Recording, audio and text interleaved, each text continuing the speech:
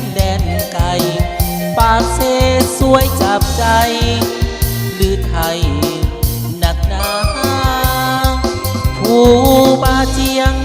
สวยเด่นตั้งสูงสง่ายามข้าได้มา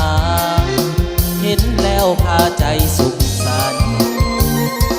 เมื่อได้มาอยู่เหมือนเป็นบุญท่าน้องดำปากเซสวยงามล้ำดังเมืองสวรรค์ผู้มาลงอยู่ทางกำฝ่ายหัวนั้นเราเป็นนิทานสู่กันฟังมาตั้งหลายปีนางมาลงสากสูงส่งงามโสภาบาเจียงจึงปรารถนาหวังได้นางมาเป็นขวัญสีวีแห่ขันหมากมาทอดเมืองขันเกิงพอดีได้ข่าวมาลงต้นนี้ซ้ำดื้อดีฆ่า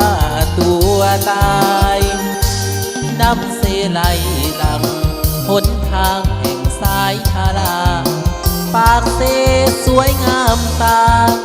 ใจข้ามั่นหมายสาวปากเสเสน่ห์ซาบซึ้งตึงใจ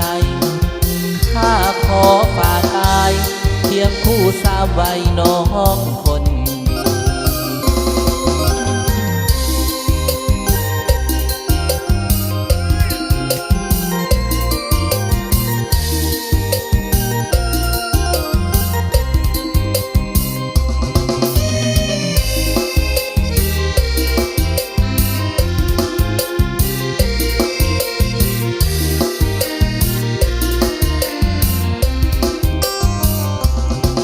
นางมาลงสากสูงส่งงามโสภาบาเจียงจึงปรารถนาหวังได้นางมาเป็นขวัญสีวีแห่ขันหมากมาทอดเมืองขันเกิงพอดีได้ข่าวมาลงตัวนี้ซ้ำดื้อดีฆ่าตัวตายนำเสไลหลังหนทางแห่งสายทาราปากเสสวยงามตาใจข้ามั่นหมายสาวปากเสเสน่ห์ซาบซึ้งตึงใจข้าขอฝากกาย